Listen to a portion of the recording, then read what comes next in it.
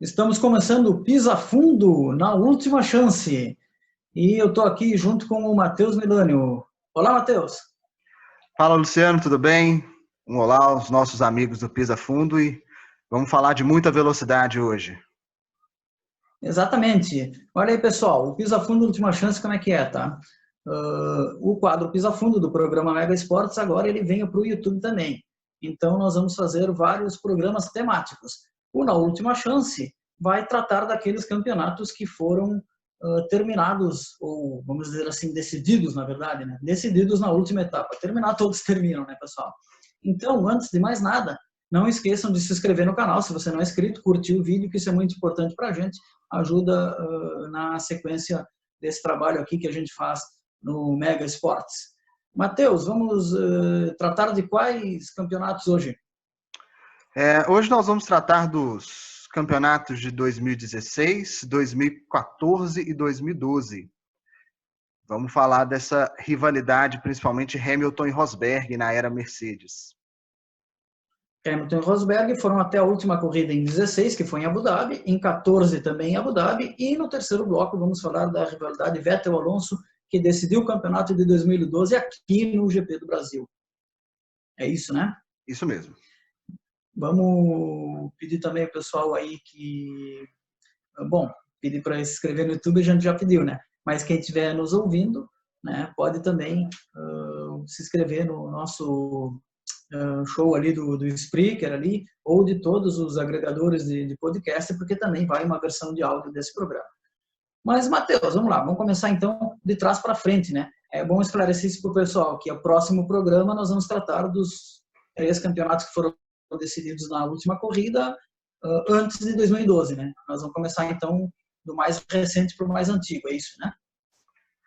É isso mesmo, Luciano. Na próxima edição do Última Chance, vamos falar das temporadas de 2010, 2008, que é muito marcante para o esporte brasileiro, e 2007. É verdade, 2008 ficou marcado em todos nós. Mas, Matheus, vamos lá, vamos pelo princípio. Essa temporada de 16, que acaba na última corrida, né?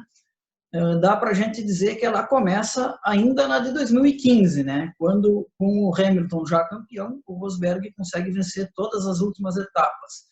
Em algum momento, eu cheguei a pensar que era uma questão até de benevolência da equipe e do Hamilton, já que um já foi campeão, deixa o piloto 2 ganhar, mas ali estava começando uma virada do Rosberg. Com certeza. A gente tem que até analisar ali o cenário do final de 2015 para a gente entender. É que a rivalidade deles estava ali no auge, né? Principalmente quando o Hamilton ganha o título ali. Essa rivalidade deles estava no auge.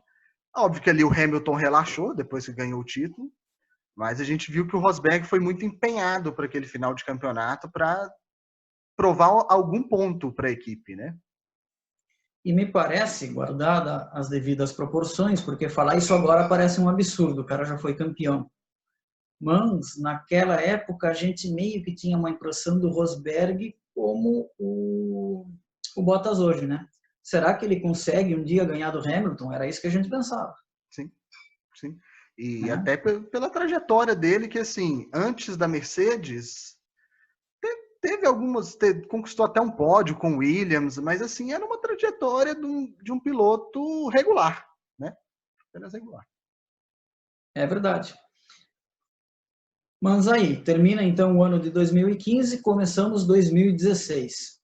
GP da Austrália. Sim, eu estou colocando o campeonato. Estou colocando na tela aqui pra gente, Luciano. Aqui o nosso infográfico do campeonato, lembrando que para quem está apenas nos escutando, esse material vai estar disponível lá na página do Facebook do Mega Esportes, né? Esse material sempre vai estar disponível lá se você quiser olhar. Isso, a página do Facebook é @megaesportes 2019 e também vai para o blog, tá? Blog Ultra Esportes, multimedia.blogspot.com. Lá é o lugar do textão, Matheus. Quem quiser ler textão, é lá que o pessoal vai ver. Mas está ali o início da temporada. A Austrália, o Rosberg chega em primeiro, marca seus primeiros 25 pontos, e o Hamilton marca 18, chegando em segundo. Isso. E aí a gente vai seguindo por essas primeiras corridas, né, com mais uma sequência de vitórias do Rosberg, né? Ele vence no Bahrein, vence na China e vence também na Rússia. Então, além das 3 vitórias conseguidas no final de 2015, ele ganha as 4 primeiras do ano seguinte, né? Colocando aí uma diferença considerável no início do campeonato, né? 100 a 57. E aí, nesse momento, aquela dúvida que a gente tinha já foi para o espaço, porque ele enfileirou 7 vitórias. Já estava mostrando para todo mundo que sim, ele conseguia ganhar do Hamilton. Sim, com certeza. E aí veio o Grande Prêmio da Espanha. Luciano, você lembra o que aconteceu no Grande Prêmio da Espanha? Esse Grande Prêmio da Espanha, eu vou te dizer que para mim foi uma das melhores corridas dos últimos tempos, nos últimos campeonatos aí, eu classificaria ela. Não fiz lista nem nada, né? Mas eu me lembro, eu tenho para mim que as melhores corridas são aquelas fáceis da gente lembrar, né? Sim. Esse Grande Prêmio da Espanha eles largam e é na primeira ou é na segunda curva que os dois batem? Eu acho que é logo depois da curva 3, se eu não me engano, logo depois daquela curva de raio longo, né, que é quase de pé embaixo, ali naquela reta pequenininha eles se acham por ali, né? E ali mostrou o quê, né? Mostrou um Hamilton tentando passar a todo custo, né? Com a faca nos dentes, como a gente fala na linguagem do automobilismo, e o Rosberg não deixou por menos, né? E nenhum dos dois pensou, tem mais tantas voltas para conseguir ganhar do outro, né? Eles foram pro tudo ou nada logo na primeira volta. Sim, sim. E aí, essa vitória, posteriormente, né, Luciano, ela cai no colo do estreante pela Red Bull, Max Verstappen, né? Foi a primeira vitória do Max Exatamente. Verstappen na Fórmula 1. Exatamente. Essa corrida fica emblemática também por isso, né? O Max Verstappen era da Toro Rosso até a corrida anterior, o Kvyat, que era da Red Bull, e o pessoal lá da empresa de energéticos faz a troca dos dois, né? Rebaixa o Kvyat e promove o Max Verstappen, e logo na primeira corrida, tem estrela, né? Sim, tem muita estrela. Logo na primeira corrida. E depois, cara, o interessante era isso, porque o que tu esperaria, né? Pelo menos eu esperava, né? Se fosse para alguém da Red Bull ganhar, ia ser o Ricardo, né? Mas não, Sim. ganhou o Verstappen. Teve até uma questão de estratégia, né? Eu acho que o Ricardo partiu para uma estratégia errada nessa corrida, né? Ele estava na disputa pela vitória e o Verstappen, com uma estratégia melhor, acaba vencendo a corrida. Com certeza. Bom, nesse momento, então, do campeonato, tínhamos 100 a 57. É isso, né? Uhum, Eu estou vendo aqui certo no gráfico, no lindo gráfico. Bom, aí fomos para Mônaco. Mônaco tem um resultado estranho do Rosberg, né? Ele chega em 7º apenas. Eu acho que o Rosberg, nessa corrida, ele tem algum problema na classificação. E aí acaba, Mônaco é Mônaco, né? Treino é corrida. Você tem problema na classificação, você tem problema na corrida, no fim das contas. E ele tem uma inconstância que segue no Canadá, onde ele chega em 5º e o Hamilton chega as 2 vezes em 1º. E aí já diminui bastante a diferença. Estamos com 116. Luciano, acho que seu microfone está mutado. Alguém me ligou enquanto a gente grava, viu? Mas segue. Vamos lá. E aí, o que temos a falar aí dessa sequência aí? Então, essa sequência, o Hamilton dá aquela reagida, né? Diminui a diferença, encurta, né? No Azerbaijão, o Rosberg dá o troco, digamos assim, ele ganha. Hamilton chega somente em 5º. Eu, assim, particularmente não lembro o que fez o Hamilton chegar em 5º nessa corrida, especificamente.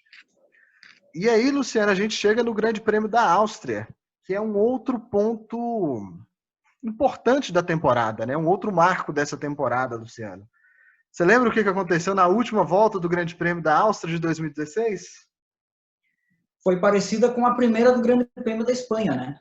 Um combate direto dos dois, roda a roda, né? Para quem é saudosista aí dos antigos pegas, esses dois aí que a gente citou agora são bem tipo anos 70, 80. E, inclusive, não sei a que ponto, mas, bom, como os dois carros eram da mesma equipe, né? A asa móvel não faz a mínima diferença, nenhum desses dois. Até porque eu acho que na Espanha, no início da corrida, não vale asa móvel, né? Eles esperam 3, 4 voltas para liberar. Agora, nesse da Áustria, também, eles vão muito juntos ali, um pegando o vácuo do outro, até que se tocam, né? Isso mesmo, eu estou até separando aqui uma foto para a gente ver aqui desse acidente. Né? Na época deu muita controvérsia de quem que seria a culpa no acidente, né? A gente tem aqui o Rosberg, se o pessoal estiver acompanhando por vídeo, quem estiver acompanhando somente pela rádio vai poder ver essas fotos depois nas nossas redes sociais. A gente tem aqui o Rosberg por dentro, né? E o Hamilton por fora. E aí, o choque... foto parece o Hamilton tá fechando a porta, né? Mas nesse ângulo aí, pelo menos. O que se alega aqui é o grande espaço que o Rosberg tinha por dentro. Né? Óbvio que ele não é obrigado a ir lá por dentro, né? Mas teve uma controvérsia muito grande na época, né? Deixa eu ver aqui. Aqui tem uma foto pequenininha, deixa eu ver se eu consigo aumentá-la pra gente. Que aí é segundos depois, tá vendo? O choque, né? O choque acontece neste momento aqui. E se dá bem já na parte, vamos dizer assim, externa da pista. Isso. Externa no sentido do raio da curva, não é fora dos limites da pista. E aí você imagina como que não foi a reunião da Mercedes pós-corrida, hein? Deve ter saído faísca, né? Sim. Mas... Aliás, quando a gente tem dois pilotos ditos alfa, né? Tem sempre esse risco. Sim. E aí, só lembrando, a gente tem aí, eu vou voltar com o infográfico para a nossa tela, né? O resultado aqui, o Hamilton primeiro e o Rosberg quarto. Eles estavam em primeiro e segundo, o Rosberg liderou grande parte da corrida, mas nesse acidente ele quebra a asa dianteira, o Hamilton ultrapassa, então o Hamilton consegue garantir a vitória e o Rosberg, mesmo com o carro quebrado, consegue cruzar na quarta colocação. 153 a 142, está chegando o Hamilton. Sim, está chegando. E aí vamos para a Inglaterra. E aí na Inglaterra eu acho que essa diferença ela vai para o... Acho que é a menor diferença, né? Quase um empate entre eles, né? Eu acho que justamente aí no meio do campeonato, o Hamilton vence, o Rosberg é terceiro, fica 168 para o Rosberg a 167 para o Hamilton. Então é o momento talvez de maior proximidade deles no campeonato. E a impressão qual é, né? A impressão é, olha, o Rosberg ganhou aí o que tinha que ganhar, o Hamilton chegou, agora vai embora. Sim. Essa era o que todo mundo achava. O Hamilton vai botar ordem na casinha, vai dizer aqui, ele era tri na época, né? Isso, né? Ele era tricampeão, né? Isso, tricampeão. Tem aqui eu sou o tricampeão do mundo, sou o piloto número 1 da equipe, agora é comigo, mas... Sim. Aí fomos para a Hungria, onde Sim. parece que isso se confirmava, né? Sim. O Hamilton ultrapassa o Rosberg. Sim. E na Alemanha ele ainda aumenta um pouco essa diferença, né? Ele aumenta um pouco. Chegamos na Alemanha, o final do GP da Alemanha, 217 para o Hamilton agora, 198 para o Rosberg. Estamos com o Hamilton na liderança. Foi a maior diferença que o Hamilton teve no campeonato, né? A partir daí ela vai se reduzir. Uhum. Então vamos para a Bélgica, né? Começa uma recuperação do Rosberg a partir da Bélgica, né? Isso, então na Bélgica, na Itália e... Singapura. Singapura, né? Singapura. Quase que eu falho na identificação da bandeirinha, mas é Singapura. E aí ele retoma a liderança. Singapura dá isso, com 3 vitórias na sequência, né? Isso. E curiosamente, o Hamilton faz 3 terceiros lugares na sequência. Não, ele faz segundo na Itália. Segundo na Itália, desculpa. Terceiro na Bélgica, segundo na Itália e terceiro de novo em Singapura. E aí chegamos à Malásia. Essa corrida é importante. Vamos para a Malásia. Ela é importantíssima, Luciano, porque para quem assistiu essa corrida e estava acompanhando a disputa do título, na verdade, no início ela é um desastre para o Rosberg. O Rosberg roda logo na primeira curva e vai lá para o fundo do grid, né? Então, para quem acompanhava o campeonato naquele momento, se imaginava talvez que ali era o momento que o Hamilton ia partir realmente para abrir uma diferença muito grande, com o Rosberg num prejuízo enorme. O Hamilton liderando a corrida toda, mas aí o que aconteceu, Luciano? Me conta, Matheus. Conta na verdade, para o nosso público aí. Tu na sabe verdade, melhor essa história do que eu. Eu quis chamar o tempo, na verdade, para eu colocar a foto aqui para gente. Vou localizar a foto correta, mas... Aconteceu o que ninguém aposta nunca, né? O que ninguém aposta nunca, né? Foi até motivo de conversa no programa anterior.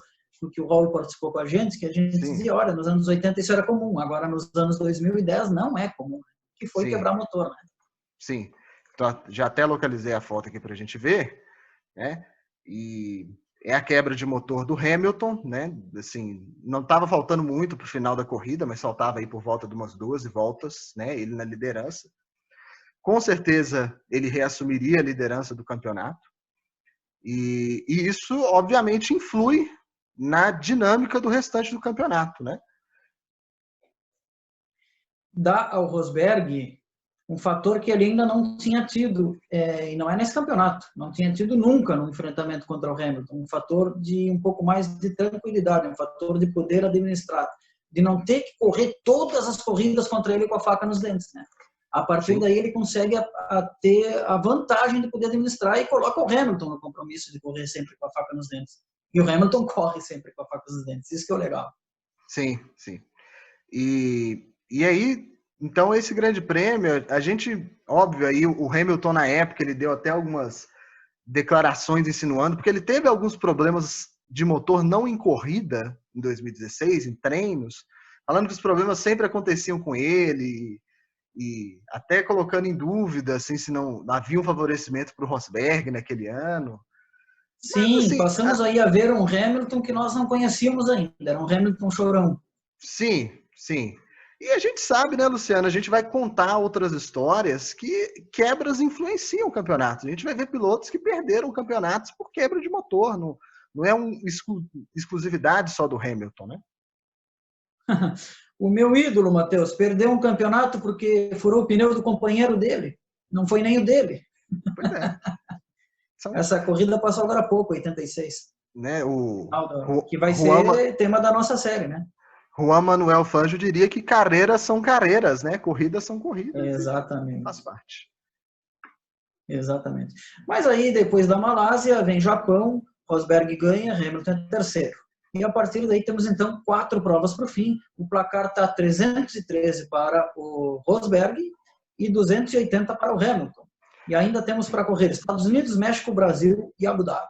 E, Luciano, vale situar para quem às vezes está assistindo esse vídeo ou que está acompanhando a gente pela rádio e que não acompanha tão de perto a Fórmula 1, é que a vitória vale 25 pontos e o segundo lugar vale 18 pontos. A gente vai focar nessas duas pontuações, porque o restante do campeonato deles é primeiro e segundo, né? Vitória vale 25, segundo lugar vale 18 pontos. E essas últimas corridas, eles monopolizaram os 2 primeiros lugares do pódio. Sim. O cenário da última corrida, Luciano, que é onde a gente quer chegar, né? A gente quer falar dessa última corrida, dessa decisão de título, é o seguinte. O Rosberg chegou com 367 pontos e o Hamilton chegou com 355. Então eles tinham aí uma diferença de 12 pontos para a corrida final. Talvez a gente vai ter que Isso falar um porque pouquinho. Não, Pode só falar, para Luciano. situar o ouvinte, né? Não, isso porque Estados Unidos, México e o Brasil se repetiu. Nas 3 o Hamilton ganhou e nas 3 o Rosberg foi segundo colocado. E aí Isso, então dá essa diferença aí de 12 pontos que tu falou, né? isso, 12 Para o pontos. GP de Abu Dhabi. E Talvez aí a lá gente. em Abu Dhabi, terra do grande parque da Ferrari, né? Lá Isso. onde tem aquele circuito que é muito lindo e difícil de ultrapassar, E chegaram os difícil de dois ali. Vamos assistir. lá. Então eles chegaram com 12 pontos de diferença e talvez a gente vai ter que estender um pouquinho a nossa pontuação até para o quarto lugar. Então, o primeiro faz 25 pontos, o segundo faz 18, o terceiro colocado faz 15 e o quarto colocado faz 12. Então aí é um ponto importante, né? O Hamilton precisava ganhar a corrida e torcer para o Rosberg ficar em quarto ou qualquer posição para baixo. Se o Rosberg chegasse ao pódio, já era suficiente para ele ser campeão nessa última corrida. E aí a gente pode até falar um pouquinho da estratégia que o Hamilton usou nessa última corrida. Você se recorda, Luciano, de como foi a estratégia do Hamilton para essa última corrida? Ele tentou induzir o Rosberg ao erro, né? E Foi mais isso, do né? e mais do que isso, ele segura o ritmo para ver se os pilotos de trás chegam, né? A gente sabe que Exatamente. essas temporadas elas têm um domínio muito grande da Mercedes, né? Eu vou até voltar aqui para a nossa tela, a gente já viu bastante do infográfico. Vou voltar para a gente conversar isso. A gente viu que essas temporadas elas foram amplamente dominadas pela Mercedes. E um ritmo normal de corrida, em que nada acontecesse, o Hamilton ganharia, o Rosberg seria segundo, todo mundo iria embora para casa e o Rosberg com o título debaixo do braço. O que o Hamilton tenta fazer durante a corrida, e até voltando no passado, fiz questão de ler um pouquinho sobre isso, que o Villeneuve tentou fazer isso com o Schumacher em 97, de segurar o ritmo para ver se os outros pilotos ultrapassavam, foi justamente isso, ele segurou o ritmo. E aí, no final da prova, né, aproximam-se Vettel e Verstappen dessa briga, o Vettel inclusive com pneus mais macios, que daria talvez uma condição de ultrapassagem ali. Mas Só um parêntese, Matheus. Só um parêntese aí, vamos aproveitar aí, não deixar ficar muito longe. Tu citou 97, né? Sim. 97 deu certo, né? O Schumacher fica tão irritado com aquilo que tenta passar de qualquer jeito e, bom, ele acaba jogando o carro em cima do Villeneuve, né? Talvez querendo repetir a manobra de 94, sei lá, é meio discutível até hoje. Mas em 97 deu certo, o Villeneuve conseguiu tirar o Schumacher do eixo naquela decisão. Me lembro disso.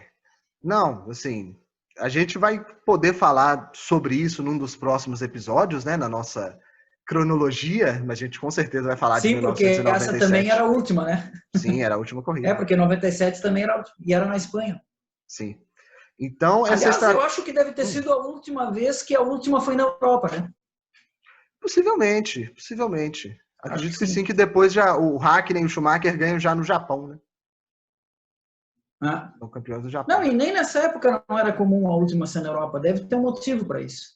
Na pesquisa, quando for a vez dessa corrida, pode ter certeza, nosso público, que a gente vai dizer por quê. Mas segue o raciocínio, Matheus. Então, o Hamilton faz essa estratégia, o Vettel e o Verstappen se aproximam desse grupo. Eu vou colocar até uma foto para a gente ver quão próximos eles estavam no final da corrida. Mas não dá certo, né? Essa estratégia que o Hamilton propõe não dá certo dessa vez. O Vettel até comenta depois da corrida que ele não se meteria naquela briga, né? O Vettel é um piloto experiente ali nessa altura, já tetracampeão do mundo. Ele falou que não se meteria nessa briga, não ia enfiar o carro ali. Mas a gente não sabe se fosse o Verstappen logo atrás do Rosberg, o que aconteceria, na verdade, né? Eu vou colocar a foto estranho, aqui. Né? Se fosse o Verstappen, exato, né? Porque o Vettel tem um pouco do perfil, sei lá, do perfil, vamos dizer assim, não quero achar um adjetivo idiota para dizer, mas não é tão aguerrido. É um campeão mais estilo Damon Hill, é o Damon Hill que ganhou 4 vezes. Bom piloto, hein? Eu não acho o Damon Hill um mau piloto. Sim. Eu vou aqui, mas, por exemplo, se fosse... Cara, se fosse...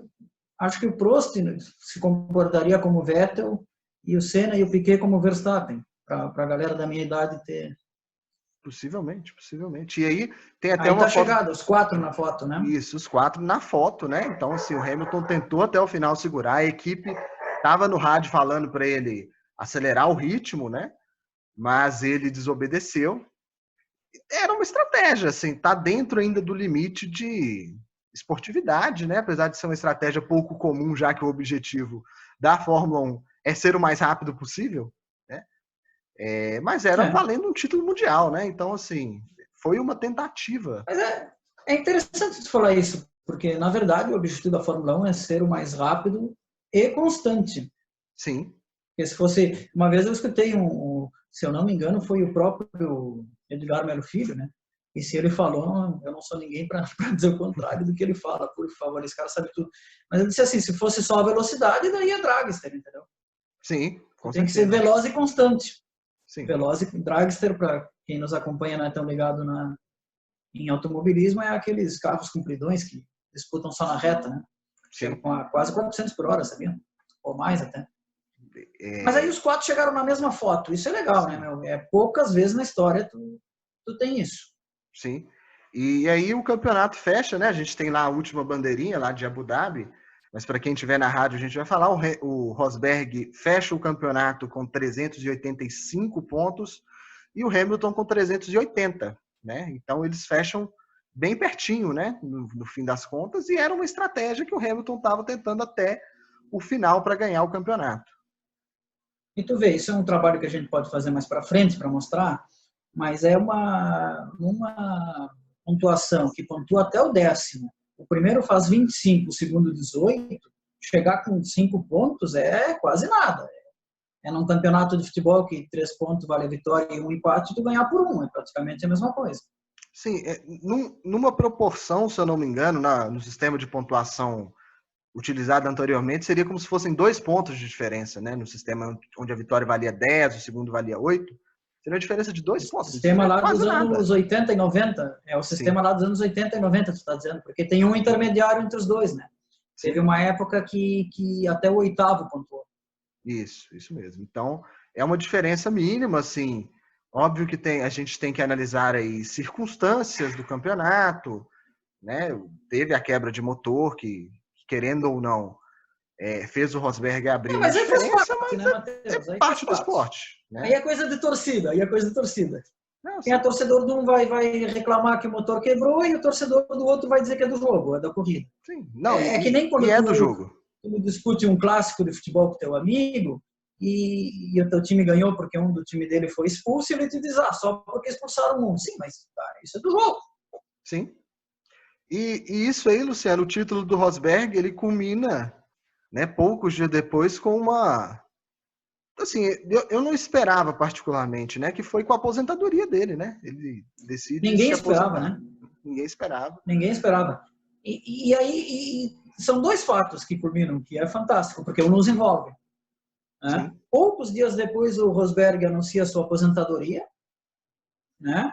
E como a Mercedes fica sem um segundo piloto para a temporada seguinte, ela vai na Williams e contrata o Bottas, e a Williams, que já tinha encerrado o contrato com o Massa, se fez uma baita festa para o Massa no GP do Brasil para se despedir, e o Massa corre mais um ano, então, pela Williams. Sim, isso culmina realmente no fim na permanência do Felipe Massa por mais um ano na categoria, né? Mas eu confesso que eu queria muito ter visto o Rosberg em atividade nos anos seguintes. A gente sabe que ele é um piloto que não é do nível do Hamilton, mas que ele com certeza trazia uma disputa muito interessante com outro estilo de pilotagem. E seria muito interessante ver os 2 campeonatos seguintes, onde a Ferrari subiu e o Vettel chegou para disputar o título. Seria muito interessante ver os 3 disputando. Uma briga com 3, né? Seria muito briga com 3. E talvez, aí é um exercício de imaginação, tá? Talvez, se o Rosberg tivesse ficado, e ele também disputando o título, teríamos 2 pilotos da Mercedes para disputar o título, talvez a Ferrari tratasse o Hakkinen de maneira diferente, porque não ia ficar brigando 1 contra 2, o Vettel. Sim. Talvez eles tivessem que trabalhar para o Hakkinen, né? Também vir para a briga, e quando o Vettel teria uma briga de 4. Mas eu acho que o que poderia acontecer, né, na Mercedes, com 2 disputando contra o Vettel, eles poderiam acabar roubando pontos um do outro e acabar deixando... O Vettel não teria essa disputa interna, né? Ele disputaria com eles. Então, nessa roubar pontos um do outro, você poderia, talvez, o Vettel chegar mais perto ainda dessa disputa, eu acho. Que foi o que aconteceu. Não vou contar não, porque isso é tema para os próximos episódios, então não vou contar quando isso aconteceu. Tá bem, então. O nosso próximo assunto vai ser, de novo, Rosberg e Hamilton, só que de 2014, de novo em Abu Dhabi. Quem está nos assistindo no YouTube, não se esquece, pessoal. Se inscreva no canal, curta o vídeo, deixe seu comentário aí, né, que é muito importante para a gente. Agora que você já assistiu o vídeo, se não se inscreveu, se inscreve. Ative as notificações. Se gostou, dá like. Se não gostou, dá dislike, que serve como feedback para nós. Obrigado.